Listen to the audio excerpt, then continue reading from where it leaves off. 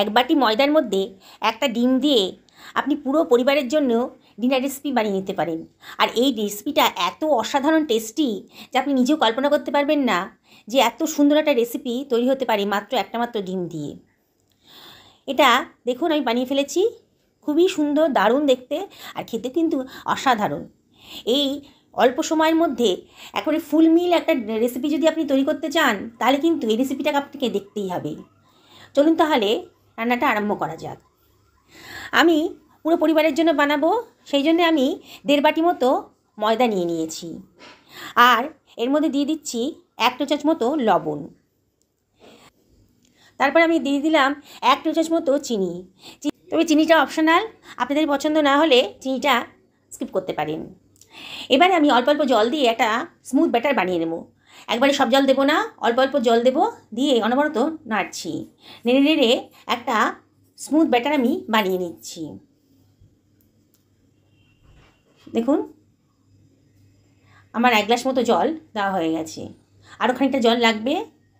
আমি কিন্তু অনবরত নাড়ছি। আবারও 1/2 গ্লাস মতো জল আমি এর মধ্যে ঢেলে দিলাম, দিয়ে এবার আমি একটা স্মুথ ব্যাটার আমি তৈরি করে নিচ্ছি। দেখুন কোনো লাম্পস নেই, কিন্তু খুব স্মুথ একটা ময়দার ব্যাটার তৈরি হয়ে গেছে। এর মধ্যে দিয়ে দিলাম একটা মাত্র ডিম। ডিমটা দেওয়া হয়ে গেছে। এবার সব কিছু আবারও ভালো করে মিশিয়ে নিচ্ছি। যত ফাটাবেন এটা তত কিন্তু খুব সফট নরম একটা তুলতুলে পরোটার রেসিপি তৈরি হয়ে যাবে। এর মধ্যে আমি দিয়ে দিলাম 3খানা পেঁয়াজ কুচি করে রেখেছিলাম, দিয়ে দিলাম। পেঁয়াজের পরিমাণটা একটু বেশি দিয়েছি। একটা গাজরকে কুচি করে রেখেছিলাম, দিয়ে দিলাম। আর দিয়ে দিলাম কতগুলো কাঁচা লঙ্কা কুচি। আর দিয়ে দিচ্ছি কতগুলো ধনেপাতাকে কুচি করে রেখেছিলাম, দিয়ে দিলাম।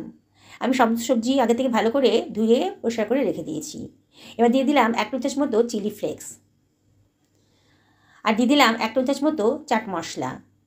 চাট মশলাটা দিলে পরে কিন্তু খুব সুন্দর স্বাদ আসে। আপনাদের যদি চাট মশলা যদি না থাকে তাহলে যে কোনো নুডলস মশলা আপনার মধ্যে দিয়ে দিতে পারেন, তাহলে কিন্তু খুব সুন্দর একটা টেস্ট আসে। এবার দিয়ে দিলাম একটা টমেটো কুচি, দিয়ে আবার সব কিছু ভালো করে মিশিয়ে নিচ্ছি। খুব ভালো করে মিশিয়ে নিতে হবে। এবার দিয়ে দিলাম 1 টেবিল চামচ মতো সাদা তেল। আবার আমি সব কিছু ভালো করে মিশিয়ে নেব। যত ভালো করে মেশাবেন ততই কিন্তু নরম তুলতুলে পরোটার রেসিপি তৈরি হয়ে যাবে। খুব সুন্দর খেতে লাগে। আর এটা একটা ফুল মিল ডিনারে যদি আপনি বানিয়ে দেন তাহলে কিন্তু এর সঙ্গে কোনো তরকারির প্রয়োজন হবে না, আর খুব তাড়াতাড়িও বানানো হয়ে যায়। একটা ফ্রাই প্যান আমি গরম করে নিয়েছি। এবার সামান্য একটু অয়েল ব্রাশ করে নিচ্ছি। এখানে খুব অল্প অয়েলেই রান্না হয়ে যায়। 1 বাটি মতো ব্যাটার আমি ওই পাত্রের ভেতর দিয়ে দিলাম, দিয়ে ফ্রাই প্যানটা একটু নাড়াচাড়া করে ব্যাটারটাকে যত সম্ভব ফ্রাই প্যানের মধ্যে ছড়িয়ে দিলাম। দেখুন ছড়ানো হয়ে গেছে। এবার আমি এটাকে ঢাকা দিয়ে দিলাম 1 থেকে 1.5 মিনিটের জন্যে। মিডিয়াম টু লো ফ্লেমে রেখেছি। 1.5 মিনিট হয়ে গেছে। দেখুন ওপরটা কিন্তু শুকিয়ে গেছে, মানে নিচটাও হয়ে গেছে। এবার আমি ওপরে সামান্য একটু অয়েল ব্রাশ করে দিচ্ছি। খুব অল্প তেলেই রান্না হয়ে যাবে এটা, যেমন টেস্টি আর তেমনি হেলদি। এবারে এটাকে আমি উল্টে দিচ্ছি। দেখুন আমার কিন্তু রেডি হয়ে গেছে। এটাই আমার ডিনারের রেসিপি হতে পারে, কিন্তু আমি আরও টেস্টি বানানোর জন্য এর ভেতর দিয়ে দিচ্ছি একটা কাঁচা ডিম। আপনারা কিন্তু এই যেটা রান্না হয়েছে সেটাই কিন্তু ডিনারের রেসিপি হিসেবে খেতে পারেন। ডিমটা ফাটিয়ে দেওয়ার পর তার মধ্যে দিয়ে দিলাম সামান্য একটু গোলমরিচের গুঁড়ো। এবারে সব কিছু আমি ভালো করে প্যানকেকটার গায়ে মাখিয়ে নিচ্ছি। এইভাবে বানালে পরে কিন্তু অসাধারণ টেস্টের পরোটা তৈরি হয়ে যায়, খুবই সুন্দর হয়। আপনারা এটা পরে যে ডিমটা দিলাম সেই ডিম ছাড়াও কিন্তু করতে পারেন, তাতেও কিন্তু সুন্দরভাবে ডিম পরোটা তৈরি হয়ে যায়। আর একটা করে ডিম ফাটিয়ে দিলে তার টেস্টটি একেবারে অসাধারণ হয়ে যায়। আমি আমার ঢাকা দিয়ে দিলাম 1 থেকে 1.5 মিনিটের জন্যে।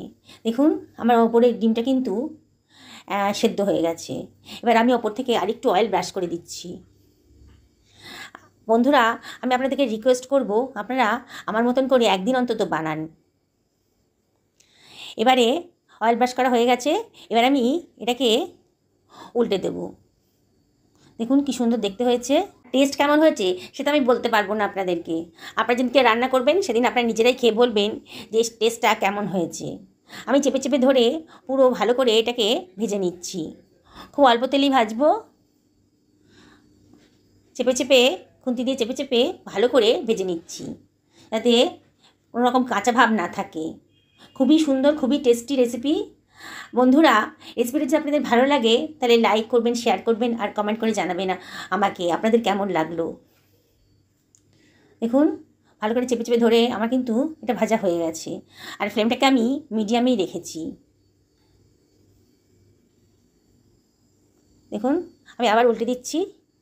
একেবারে অসাধারণ টেস্টের রেসিপি তৈরি হয়ে গেছে। এইভাবে আমি আবারও চেপে চেপে ভালো করে দুপিঠ ভালো করে ভেজে নিচ্ছি।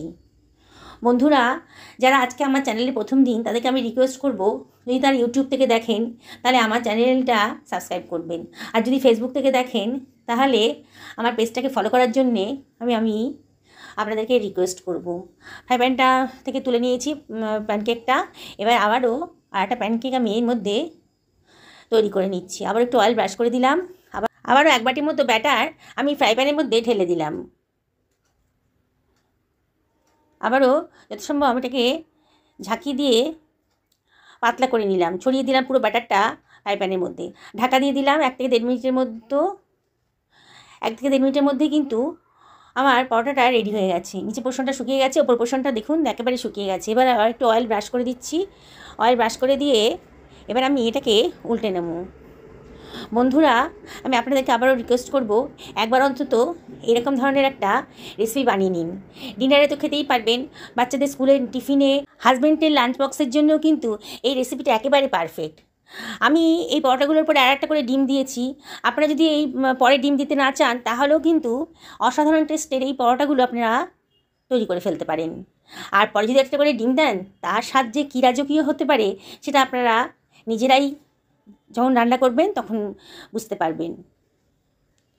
আমার সবগুলো পরোটা আমি এইভাবে রেডি করে নিচ্ছি। খুবই তাড়াতাড়ি হয়ে যায়। দিনকে তরকারি করতে ইচ্ছা করবে না, কিংবা বাড়িতে সবজি কম আছে, সেদিনকে আপনারা এইভাবে কিন্তু পুরো পরিবারের জন্য ডিনার রেসিপিটা বানিয়ে ফেলতে পারেন। দেখুন, আমি আবারও ঢাকা দিয়ে দিলাম। ঢাকা দিয়ে 1 থেকে 1.5 মিনিটের মধ্যেই কিন্তু তৈরি হয়ে গেল। প্রতিটা পরোটা তৈরি হতে আমার 3 থেকে 4 মিনিটের মধ্যে কিন্তু হয়ে গেছে। খুব সুন্দর খেতে হয়। একটু অয়েল ব্রাশ করে নিচ্ছি, নিয়ে এটাকে আবার একটু উল্টো পাল্টে দেবো। ফ্লেমটা মিডিয়ামেই রেখেছি। বন্ধুরা, এইভাবে আমি সমস্ত পরোটাগুলোকে রেডি করে ফেলছি।